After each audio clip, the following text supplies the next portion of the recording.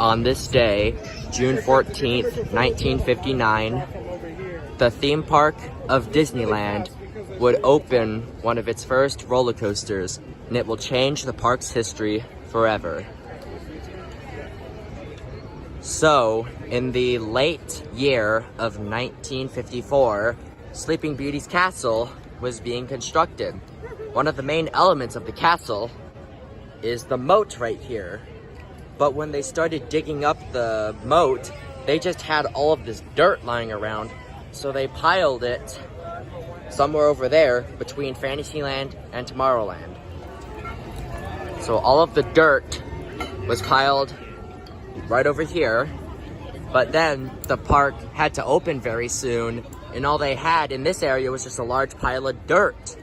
So they planted trees and grass on it and planted a few park benches and called it Holiday Hill, and it would later become known as Lookout Mountain. But in 1956, Walt Disney made the decision to bulldoze Lookout Mountain and put an actual attraction here, originally called Snow Hill. And then the concept went through a lot of different names, including Snow Hill, Snow Mountain, Mount Disneyland, Disneyland Mountain, Sorcerer's Mountain, Magic Mountain, Fantasy Mountain, Echo Mountain, the Voltahorn, and then finally, Walt Disney had a vacation in Switzerland where he saw the real Matterhorn Mountain. After he saw the real Matterhorn Mountain, Disney realized, yes, this is the mountain that I need at the park. And so the project was finally named the Matterhorn Mountain. And the story goes that Walt Disney sent a postcard to Vic Green, who was one of the Imagineers. And on the back of the postcard, it had a photo of the Matterhorn, and he wrote on the postcard, "Vic, build this, Walt." And so he did. In 1958, when they started planning for the construction of the mountain, they realized that they had a big problem.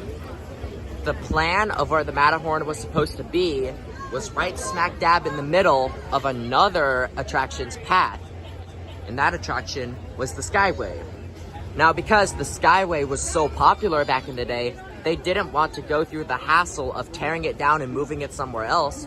So the original plan was to build the Matterhorn somewhere off to the side of the Skyway. But instead of doing that, they decided to have a compromise. They would make the Skyway pass through the Matterhorn. And this hole in the mountain was one of the holes that the Skyway passed through. During the construction of the Matterhorn, they built the mountain from the top down to the bottom. Now you might be wondering, why did they build it from the bottom up? Well, because if they built it from the bottom up, the wet cement would drop onto the finished product, ruining it. So they decided to build it from the top down so they can prevent it from happening. When the construction was complete, the Matterhorn cost an estimated $1.5 million. And on the screen, I will have a price tag of how much that would cost in today's money. But when the Matterhorn was done, Vice President Richard Nixon, along with Walt Disney, opened the Matterhorn on June 14th, 1959. Also, along with the submarine voyage and the monorail. After the Matterhorn Bobsleds opened in 1959, for 20 years she remained mostly untouched until the year 1978 when she went under her first major refurbishment. One of the biggest changes during the refurbishment was the mountain was redressed. If you look at the photo on the left side of the screen, it shows what the Matterhorn looked like before the refurbishment. If you look at the photo on the right side of the screen, it shows what the Matterhorn looked like after the refurbishment. Pretty cool, right? Another big change in the refurbishment was adding new bobsleds to the ride. So this photo that you're looking at right now is what the original bobsleds looked like. Now look at this photo. This is what the new bobsleds look like after the refurbishment. They also look very nice. The bobsleds were designed by Disney Imagineer Bob Gurr. And Bob Gurr has this pretty catchy saying, "If it moves on wheels at Disneyland, I probably designed it." Another major change added to the attraction was the addition of an abominable snowman. And the Disney cast members named the abominable snowman Harold. And to be honest, it's a pretty catchy name. One of the last changes done to the mountain was adding all the ice caves. So as you see in this very rare video footage, most of the track is exposed on the inside of the mountain, and even on the outside of the mountain, most of the track is exposed to the outside world. But as you see in this video footage taken in 1989, after the refurbishment, you can barely see most of the track. That's just how many ice caves they added inside of the mountain. And hey, speaking of the Skyway, that brings us over to 1994, which is when the mountain went under its next refurbishment. This refurbishment had one little change and one giant change. Let's start with the giant change. As you know, the Skyway went through the Matterhorn, but in 1994, they closed the Skyway, and the Skyway no longer goes through the Matterhorn. Now, most of you watching are probably wondering, why did they close it? Most people speculated that it was closed because too many people fell out of it to their deaths, but in reality, that's not true.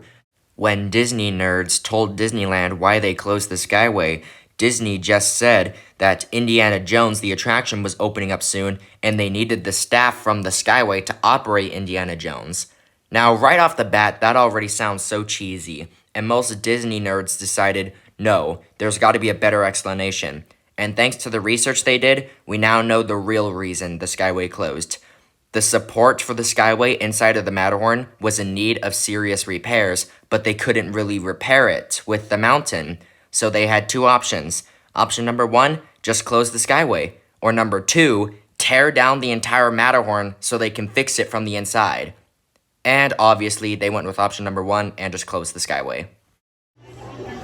After the Skyway closed, the hole on this side, as you can see, is completely covered up and is not visible anymore. But if you go to the other side, the hole has been half covered up and is now turned into a hidden Mickey, which you can still see to this day. The second change added to the attraction was at the top of the lift hill in one of the ice caves, they added a crystal scene. And off to the side, you can see a box that says Wells Expedition. Disney did this as a tribute to Frank Wells, who was the president of Disney, but in 1994, he died in a helicopter accident while on a mountain climbing expedition. In 2012, the Matterhorn went under its next and most famous refurbishment. So one of the parts of the refurbishment, as you see in this time-lapse, they are covering the mountain in scaffolding because they are going to give the mountain a new coat of paint. Now, usually when they paint the mountain, they just used white paint, but this time Imagineers mixed glass beads into the paint so the snow reflects sunlight just like real snow does in real life. And after the refurbishment, the mountain looks like this, and it still does to this day. The next change added to the refurbishment was the addition of new bobsleds, so they went from this to this. And in my opinion, this was the best change done to the bobsleds. In 2015, Disneyland was celebrating its Diamond 60th year anniversary. Changes were made all around the park, but the Matterhorn received some changes as well. For instance, it received 3 major changes. The first change was in the lift hill. Usually, when you would ascend up the mountain, if you would look to your left or right, depending on what side you were on, you would see a screen that pretended it was the outside of the mountain at night, and it showed snow falling down as you ascended up the mountain like you were climbing the blizzardy steps. But that was changed to a crystal wall, and on the other side of the crystal wall, you would see Harold looking at you and following you as you ascended up the mountain. The second change was in the crystal area where the Wells Expedition box was. That was replaced with a scene of broken bobsleds and other stuff, which indicated people have climbed up and inside the mountain, but no one came out. The third and the final change, which in my opinion was my favorite change, was they reimagined Harold. So originally, Harold was with a black face, red eyes, and standing up in the center of the track, while they passed on each side, while he would just move his arm and roar at the guests. Well, that was changed. So he was behind a snowball, and he had a blue face with more reddish eyes, and he now lunges out at guests while they glide past him in the mountain. And to this day, the Matterhorn Bobsleds still remains one of the most popular attractions at Disneyland.